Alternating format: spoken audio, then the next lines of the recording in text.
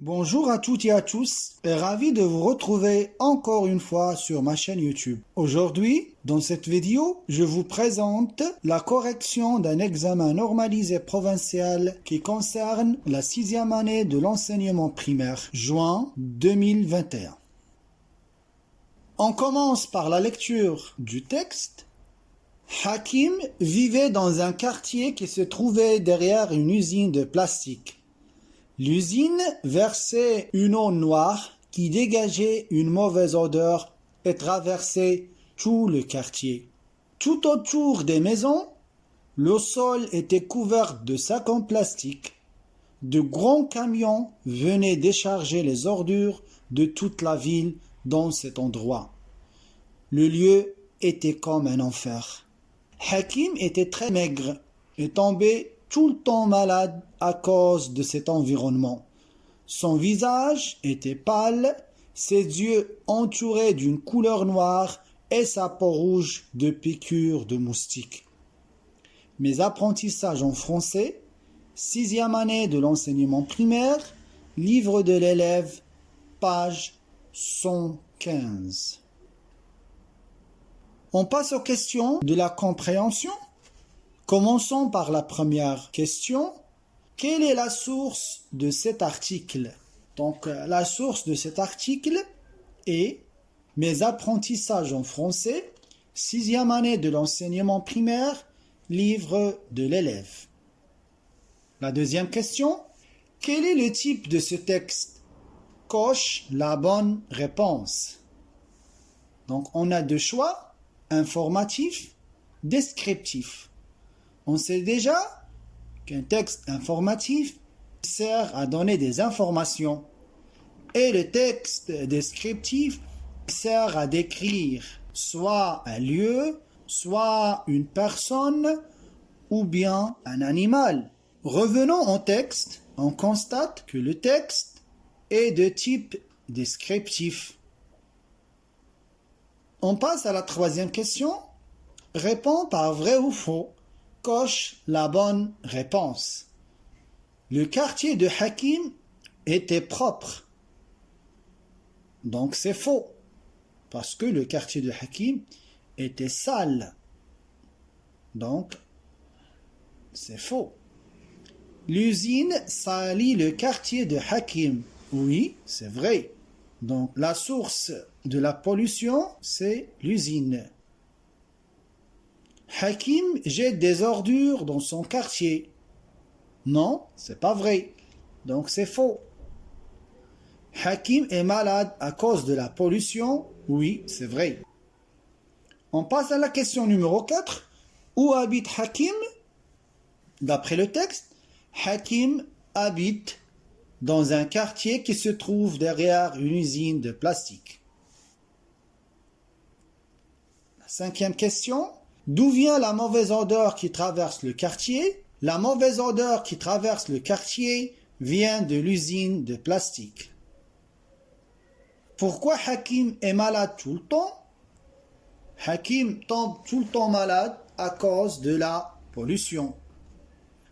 Donne un titre convenable au texte. On peut proposer le quartier sale. On passe maintenant aux activités réflexives sur la langue et on commence par le lexique. La première question, j'écris l'antonyme de chaque mot.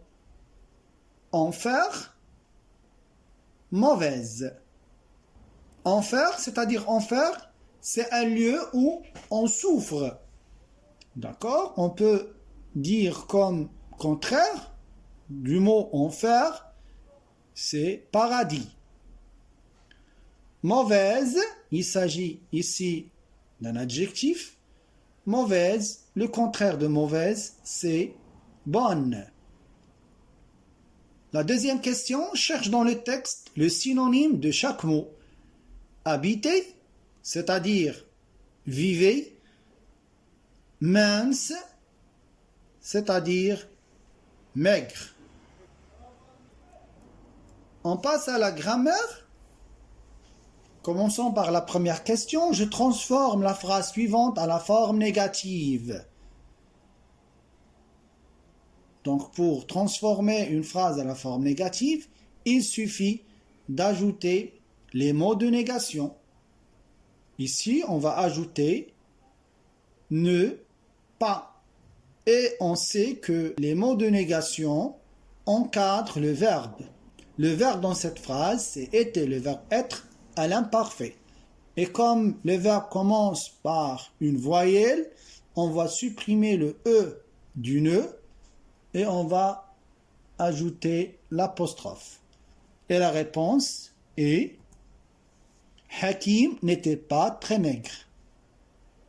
On passe à la question numéro 2. Je souligne dans la phrase suivante le groupe nominal sujet et j'entoure le groupe verbal. La phrase « Ces deux petits enfants jouent dans la forêt ». Donc en général, le groupe nominal sujet se trouve devant le verbe, ça d'une part, et d'autre part, le groupe nominal sujet, c'est celui qui fait l'action exprimée par le verbe. Le verbe ici, c'est jouer, le verbe jouer. Donc, qui joue dans la forêt? Ces deux petits enfants. Donc, ces deux petits enfants, c'est le groupe nominal sujet. Et le groupe verbal, il contient le verbe et les compléments. Ici, le groupe verbal, c'est joue dans la forêt. On passe à la question numéro 3. J'indique le type du complément souligné. De grands camions venaient décharger les ordures. Donc, pour identifier le type de ce complément, on va poser quelle question? On va poser la question « quoi » De grands camions venaient décharger quoi? Décharger les ordures. Donc, la réponse à la question « quoi » c'est un COD. On passe à la question numéro 4. Je souligne le complément circonstanciel et j'indique le type. Donc, on a la phrase « Hakim vivait dans un quartier sale ». Le complément circonstanciel ici, c'est « dans un quartier sale ». Hakim vivait où? La réponse de la question « où » c'est « dans un quartier sale ». Donc, il s'agit d'un complément circonstanciel de lieu. On passe à la question numéro 5. Complète par plus que, moins que, aussi que. Donc, il s'agit des comparatifs. Donc, on sait que plus que, il exprime la supériorité. Moins que exprime l'infériorité. Et aussi que exprime l'égalité. On commence par la première phrase. La campagne est calme la ville. Donc la campagne est plus calme que la ville. D'accord? Ici, on exprime la supériorité. Pour vivre, l'eau est indispensable, l'air.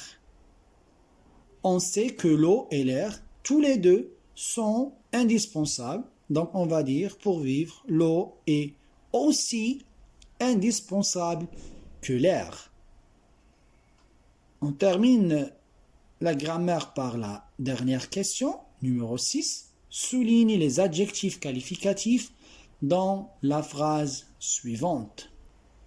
Son visage était pâle, ses yeux entourés d'une couleur noire et sa peau rouge de piqûres de moustiques.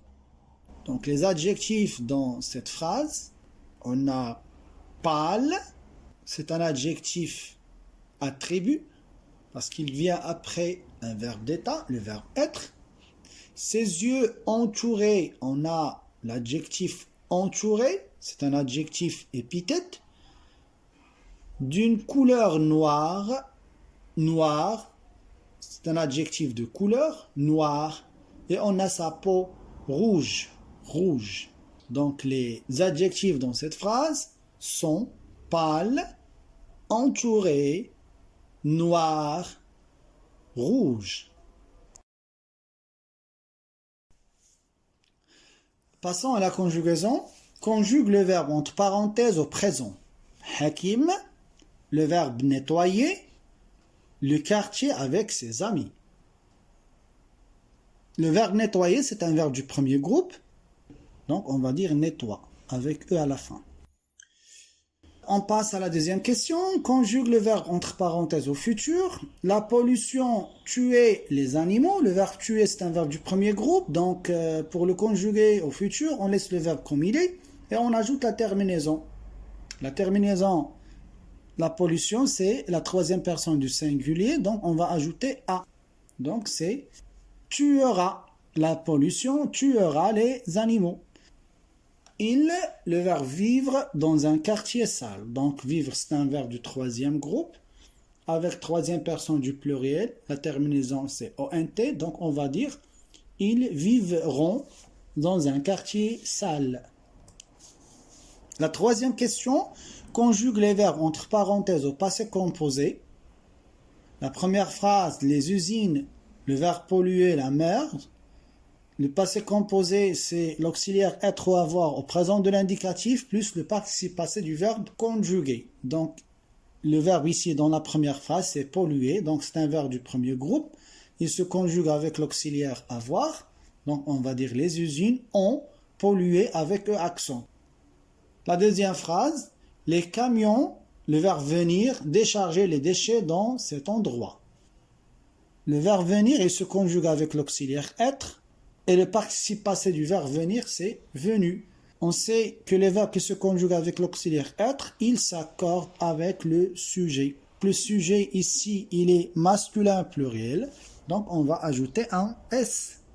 Et la réponse, les camions sont venus décharger les déchets dans cet endroit. La quatrième question, conjugue le verbe entre parenthèses à l'imparfait. Ces écoles, le verbe pouvoir, remporter le prix de la meilleure école écologique. Donc, le verbe pouvoir, à l'imparfait, on dit pouvait. Ces écoles pouvaient, A-I-E-N-T, remporter le prix de la meilleure école écologique. La cinquième question, conjugue le verbe entre parenthèses à l'impératif. Ne, le verbe jeter à la deuxième personne du pluriel. Les ordures dans la plage. Donc on va dire ne jetez avec EZ. Ne jetez pas les ordures dans la plage. La sixième question, conjugue le verbe entre parenthèses au conditionnel présent. On sait que le conditionnel est composé du radical de futur plus la terminaison de l'imparfait. Si j'étais à ta place, je, le verbe rendre, mon quartier très propre. Donc on va dire, si j'étais à ta place, je rendrais mon quartier très propre. Avec AIS à la fin. On passe à l'orthographe. Place les accents dans la phrase suivante. Les élèves polluent l'eau de la rivière. Pour le mot élève, on doit ajouter un accent aigu sur le premier E et un accent grave sur le deuxième E. Et pour le mot rivière, on va ajouter un accent grave sur le premier E du mot. On passe à la question numéro 2. Complétez la phrase suivante avec son ou son avec T selon le cas. D'après son père, donc son, on va mettre son ON qui est un déterminant possessif. Donc d'après son père, ces plantes sont avec T, c'est le verbe être, toxiques. Troisième question, mais au pluriel les noms suivants. Un chauffe-eau, des chauffe-eau. On va mettre la marque du pluriel au mot eau, parce que chauffe, c'est un verbe. Et le verbe ne prend pas la marque du pluriel. Le deuxième mot, un coupe-vent. La même chose, coupe c'est un verbe, donc il ne prend pas la marque du pluriel. Et vent, c'est un nom, donc il prend la marque du pluriel et on va dire des coupe-vents, vent avec S. On termine par la production de l'écrit. La première question, je complète les phrases par les descriptions qui conviennent. Jeter la saleté, eau sale, grand camion, odeur dégoûtante. L'usine versait une eau sale qui dégageait une odeur dégoûtante. De grands camions venaient jeter la saleté de toute la ville dans cet endroit.